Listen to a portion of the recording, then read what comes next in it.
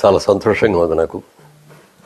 ఎందుకంటే ఎన్నో సంవత్సరాలుగా ఎదురు చూసిన ఈ పద్మ అవార్డ్స్ ఫంక్షను నిన్న సాయంత్రం 6 గంటలకు అనౌన్స్ చేసినప్పటి నుంచి అనేక మంది మిత్రులు, శ్రేయోభిలాషులు, మీడియా వారు అందరూ కూడా ఫోన్ చేస్తుంటే వాళ్ళందరికీ కూడా నా సంతోషాన్ని పంచుకునే అవకాశం నాకు వచ్చింది. మీకు ఎప్పుడో రావాల్సిందండి, ఇప్పటికైనా వచ్చిందంటే, sir nothing is late, it is లేట్గా వచ్చిన లేటెస్ట్గా వచ్చిందండి అని చెప్పి.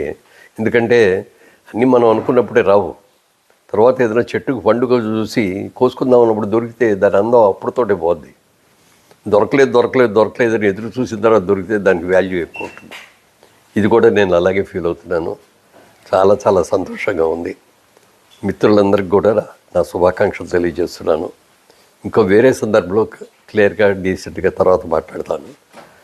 ఇంత మంచి అవార్డు వచ్చినందుకు ఇచ్చినటువంటి నరేంద్ర మోడీ గారికి, ప్రధానమంత్రి నరేంద్ర మోడీ గారికి, అలాగే ఆంధ్రప్రదేశ్ ముఖ్యమంత్రి చంద్రబాబు నాయుడు గారికి, తెలంగాణ రాష్ట్ర ముఖ్యమంత్రి రేవంత్ రెడ్డి గారికి, అలాగే మా చలనచిత్ర పరిశ్రమలో ఉన్న అందరి ప్రముఖులకి, అందరి సహకారంతో, అలాగే అందరి పాత్రికేయ మిత్రులతోటి వాళ్ళందరికీ కూడా నా హృదయపూర్వకంగా నా శుభాకాంక్షలు తెలియజేస్తున్నాను.